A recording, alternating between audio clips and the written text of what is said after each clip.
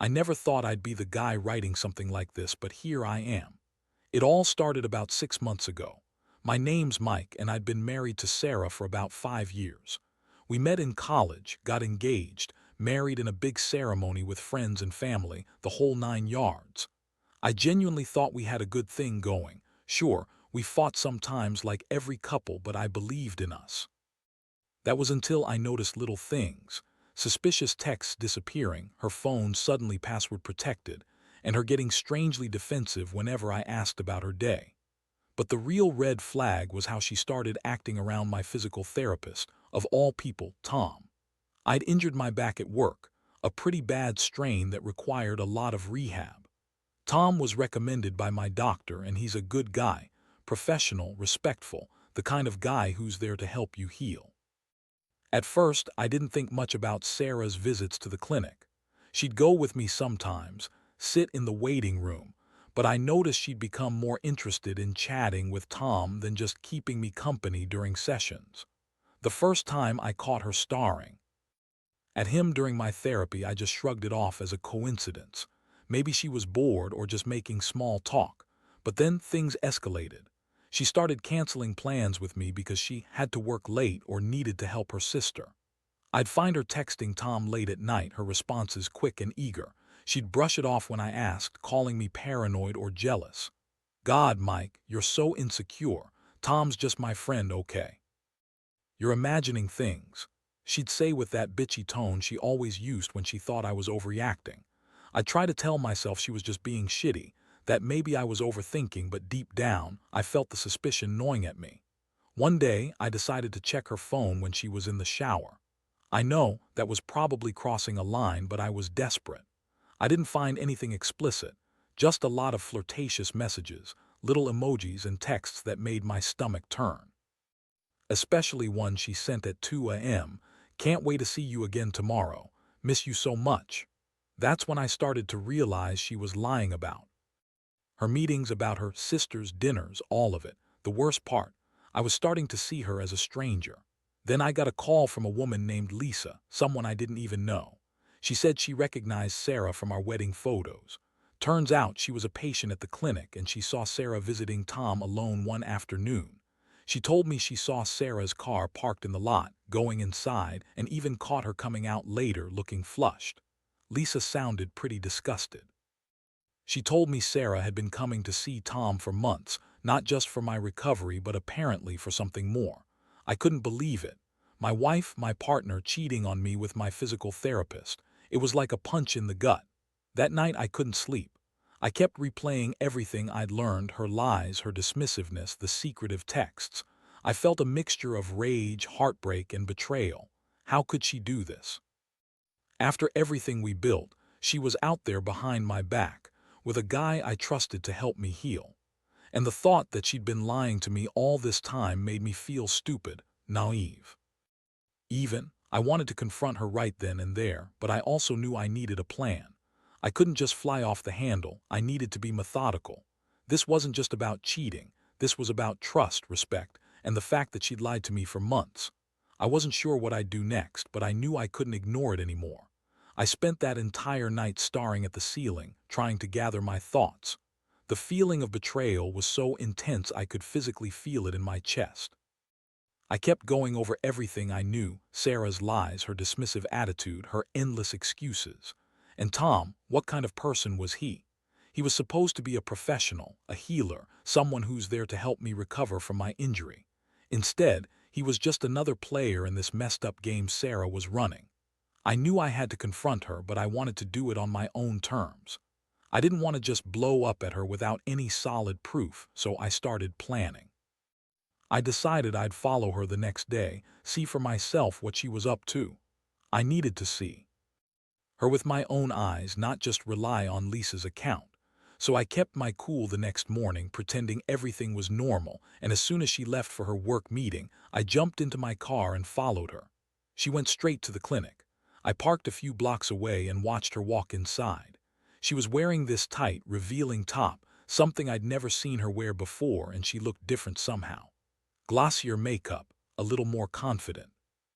I saw her go into the back, into the same room where Tom was waiting.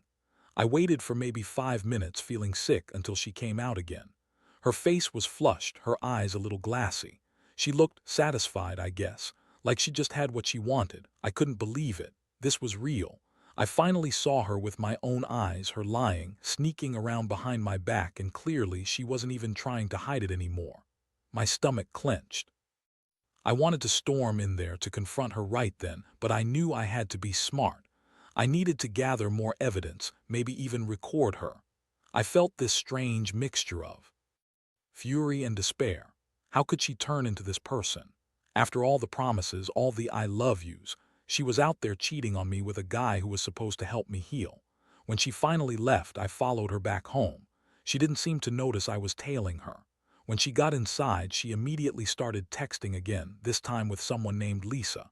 The messages were flirty, playful, and I saw her say, "Can't wait to see you tonight. You're the only thing that makes this stupid life bearable." That's when I decided I couldn't just sit around anymore. I needed to confront her face to face, not just hide and spy. I waited until she was in the shower, then I went into her phone. I found everything I needed, proof of the affair, the lies, the betrayal. I was shaking. My hands trembled as I stared at the screen, trying to process what I'd discovered. She'd been lying for months, sneaking around with Tom, and now I knew the real reason for her sudden distance, her dismissiveness. She was cheating on me with my own therapist, the one person I trusted to help me get better. The betrayal cut so deep I felt like I was losing myself. How could she do this to me, to us? I had no idea where to go from here, but I knew one thing: I couldn't stay silent. I had to face her, had to hear her lie her way out of this. But I already knew the truth. This was the end of our marriage as I knew it. The moment I saw her in that clinic, I felt something inside me shatter. It was like a switch flipped, and suddenly all the confusion and doubt over the past few months made sense. She wasn't just distant because she was busy or stressed. She was with him, with Tom, behind my back. I remember staring at her through the window of that room, watching her laugh at something he said, her face flushed. It was so clearly different from the Sarah I knew. This version of her was flirtatious, craving attention, and completely out of control. I decided I couldn't wait anymore. I had to confront her, but I wanted to do it with everything I'd uncovered. So I waited until she left the clinic and followed her home. Again, when she got inside, I parked a block away, trying to keep calm but feeling like I was about to explode. I watched her through the window. She was texting someone again, her fingers flying over her phone with that look on her face that I'd come to dread. I knew then that I had to act. I turned on my recorder app on my phone, just in case I needed proof, and I slipped inside. She was in the kitchen, pouring herself a glass of wine. I stepped in, my voice trembling, but I forced myself to be calm. "Sarah, I need to talk. I know everything." The look on her face was priceless: shock, then annoyance, then that icy bitchy smirk she always wore when she thought she was better than everyone else. "Oh, really? You've been spying now? How sweet asterisk of you," she sneered. "What did you find? That I have a life outside of your boring little world?" I pulled out my phone and hit play on the recording I'd made earlier. Her voice came through loud and clear, her saying, "Tom is the only one who understands me. He makes me feel alive. You're just so dull, Mike. I don't even know why I married you." Her face twisted into anger. "You're crazy. You're reading too much into things. Tom's just helping me with my back, that's all. You're imagining everything as usual. Maybe you're just jealous because I'm prettier than you or because I don't need you anymore." I felt a surge of rage. "You're lying. I saw you today. I saw you coming out of that clinic, flushed, happy, and clearly not just working on your back. You're cheating, you're sleeping with him. How long has this been going on?" She scoffed, crossing her arms defensively.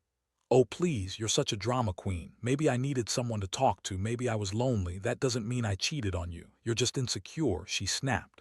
"You always play the victim. I'm tired of this stupid game." I was shaking with anger, but I kept my voice steady. "No, Sarah, I'm not the one lying here. I trusted you. I helped you through your injury, and this is what I get: a fucking affair with my therapist." "How could you, after everything I did for us?" She rolled her eyes. "You're overreacting. It's not like I slept with him, it's just something I needed. I don't owe you an explanation.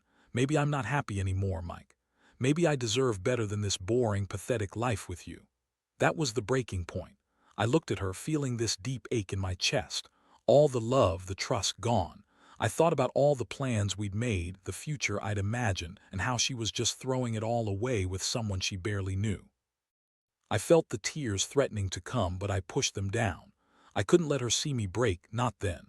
I told her I needed some time to think, then I turned around and walked out, leaving her standing there, angry and dismissive. I didn't want to scream or cry in front of her. I just wanted her to realize she'd lost me. That night, I didn't sleep at all. I started to think about what I'd do next, about revenge, about how to make her pay for what she'd done. I knew I couldn't just walk away. I needed her to feel the pain she'd inflicted on me in some way.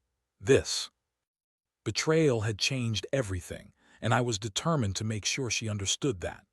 The days that followed were a blur of anger, confusion, and an overwhelming sense of betrayal. I couldn't focus on work, couldn't eat properly, and every time I closed my eyes, I saw her with Tom. Her flushed face, her laugh, the way she looked like she was completely lost in that moment. I felt like I'd been punched in the gut repeatedly. I kept thinking about how she always dismissed my concerns, called me insecure, and how she lied so easily. It was like I didn't even recognize the woman I'd married. I knew I had to do something about it. I couldn't just sit there and stew in my own misery. I started planning my next move. I wanted her to see that I wasn't a fool, that I knew exactly what she was doing. I spent hours researching how to catch her in the act, how to record her without her knowing, and how to confront her in a way that would leave no room for denial. I realized that if I just blurted it out, she'd probably deny everything or turn it around on me. No, I needed proof that she couldn't dismiss or spin. One night I got lucky. She was out at her sister's house, supposedly helping her with a project, but I knew better. I followed her again, this time to see if she'd go to Tom's house or meet him somewhere else. Instead, I found her parked outside a hotel, one of those cheap motels on the outskirts of town. My heart sank. I parked a few blocks away and watched her through the window. She was in there for nearly 2 hours. When she finally came out, her face looked strained, but she kept her composure. I snuck back home and started digging through the trash. Believe me, I didn't want to do it, but I was desperate. I needed more tangible proof. I found her receipts from that hotel, her name on the booking. The time stamps matched up perfectly with her texts. I felt so sick I almost threw up. How could she be so reckless, so blatant? Once I had enough evidence, I set up my hidden camera in the living room, pointed at the front door, and waited. The next evening she came home, and I was already sitting on the couch recording. She looked surprised to see me, but then that smirk crept back on her face. "What are you doing, Mike?" she asked, her voice dripping with that same dismissive tone she always used when she was caught in a lie. "Oh, I just wanted to see what you're up to," I said calmly, holding up the flash drive with all the evidence. "Or maybe I just wanted to see if you'd be honest. Turns out you've been lying to me the entire time. Those receipts, the hotel, the texts. All of it." Her eyes widened, then narrowed. "You've got no right, this is crazy. You're stalking me now, you're obsessed," she spat. "You're just a jealous little man who can't handle the fact that I don't want to be miserable with you anymore." I felt a mixture of rage and sadness. "You don't get to call me jealous when you're out there cheating on me with my own therapist. Do you even understand how deeply you've hurt me, how much I loved you?" She shrugged, crossing her arms again. "Love. That's a funny word for what we have. Honestly, I think you're better off without me. I don't want a boring life with a guy who's too insecure to see what's right in front of him." I was done. I told her I'd call it a night, but I wasn't leaving without making sure she knew it was over. I pressed record one last time just to be sure I had everything documented. As she stormed off to her room, I sat there, staring at the footage, feeling more betrayed than I ever had before. I thought about the marriage we'd built, the plans, the promises. All of it was gone now, replaced with this raw, ugly truth. That night I slept with the evidence in my hand, knowing I had what I needed to finally confront her properly. I didn't know what was going to happen next, but I was certain of one thing. I wasn't going to let her get away with this. Not without consequences. I'd always believed in justice, even if it was just for myself. And right now, that meant making her face what she'd done. Whether that was through ending things or making her realize just how deep her betrayal ran. Confrontation I'd been planning finally arrived the next day. I woke up early, heart pounding, my mind racing through all the words I wanted to say, all the questions I needed answers to. I had the footage, the receipts, everything. I was ready to face her, ready to finally get some clarity or at least some kind of closure. She was still sleeping when I woke up, and I knew I had a few hours before she'd wake up and start her usual lies and dismissiveness. I brewed some coffee and sat on the couch, staring at the phone, trying to breathe evenly. I knew I couldn't just accuse her outright without giving her a chance to spin or deny everything, but I also knew I couldn't let her get away with the lies anymore. I had to be firm, direct, and unflinching. When she finally came out of the bedroom, she looked at me with that fake smile she'd been wearing lately, like she was pretending everything was okay, even though I knew better. She sat down across from me, nonchalant like she wasn't about to face a storm. "So, what's all this?" she asked, trying to sound innocent, flipping through the flash drive I'd laid on the table. Her voice was a little shaky, but she masked it well with her usual snide tone. I stared at her, took a deep breath, and finally pushed the play button on the video. Her face froze as she saw herself in that hotel, her eyes widening in shock. She looked like a deer caught in headlights, and I could see her trying to come up with an excuse, a lie, anything. "Is this real?" I asked quietly, voice thick with emotion. "You've been sleeping with Tom behind my back for months, and you lied to me every single day. You told me you were working late, helping your sister, doing things for us. Turns out you were sneaking around with my therapist. How long has this been going on?" Her lips trembled, but she quickly recovered her usual sass. "Mike, you don't understand. It's not what you think. I was lonely, okay? I needed someone to talk to. Tom's just been there for me. He's a good listener. That's all. You're overreacting." I shook my head, feeling sick. "Don't give me that bullshit. I've seen the receipts, Sarah. I've seen the messages, playful, flirtatious, disgusting. You've been lying to my face for months, and you expect me to just accept that." She rose from her chair, her voice rising. "Oh, so now I'm a slut. Great, just what I needed to hear. Maybe I was just trying to find some happiness. You're so boring, Mike. Maybe I deserved better than this dead-end life you gave me." I felt the anger boiling over. "You think I don't know what you're doing? You're cheating on me with my therapist because you're unhappy or because you're a bitch who wants to play games. Well, congratulations. You got what you wanted. You ruined everything." Her face twisted into a sneer. "You're pathetic. You think you're so smart. I don't owe you anything. If you're so hurt, maybe it's your fault for being such a lousy husband. I'm done pretending." I looked at her, heart heavy, feeling every ounce of love I still carried for her drain out of my chest.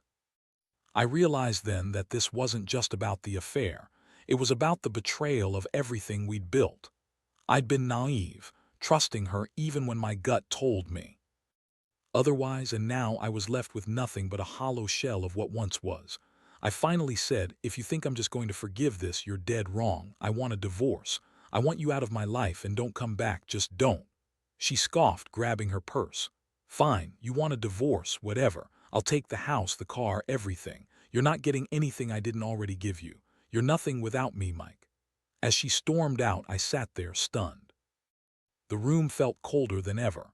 I felt numb, yet strangely relieved that I'd finally confronted her. That moment was like the closing of a chapter I'd wished I never had to face. I knew I'd be okay, eventually. The pain was fresh, but I'd learned to live with it. The betrayal had cut deep, but I also knew I'd come out of this stronger somehow. That night, I sat alone, staring at the empty space where she used to sleep, wondering how someone I loved so much could turn into such a stranger. I realized that I'd lost her, lost the woman I thought I married, but in that loss I found a flicker of something else, hope. Hope that I would heal, rebuild, and never let someone betray me like this again. But right then, all I could do was feel the ache, feel the betrayal, and remind myself that I deserved better, always. The days after she left felt like a strange void. I spent hours just sitting in the quiet apartment, staring at the empty spaces she used to occupy. The betrayal had shattered something deep inside me, trust, love, hope, all ripped away in a matter of months. I kept replaying the moments, her lies, her sneers, the way she looked when she thought I didn't know. It was a hard pill to swallow, realizing the woman I married was capable of this level of deceit, of betrayal. But amidst the pain, I also started feeling something else, an odd sense of clarity. I realized how much I'd been blind, how I'd ignored the signs because I loved her. I justified her dismissiveness, her lies, telling myself she was just stressed or busy. Now I saw everything for what it was. I'd been living in a fantasy, and the truth was brutal but necessary. It made me understand that I deserved honesty and loyalty, not this toxic game she played.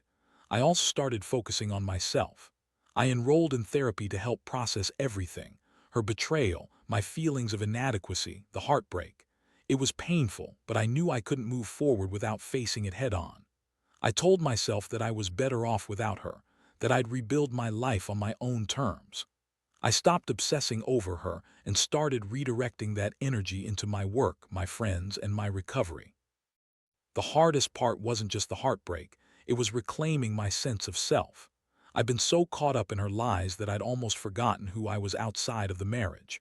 I started going to the gym, reconnecting with old friends, and doing things that made me happy, things I'd abandoned during the years of her manipulating and lying.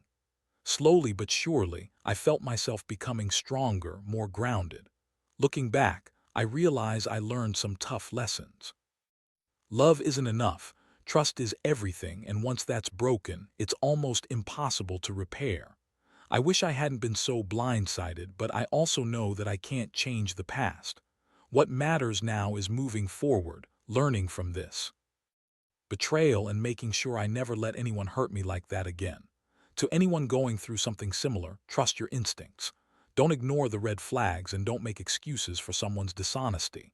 It's okay to walk away even if it hurts. Because in the end, you deserve someone who respects you enough not to cheat, lie, or manipulate. I may be hurt, but I'm healing. And I know deep down I'll come out of this stronger because I refuse to let betrayal define me.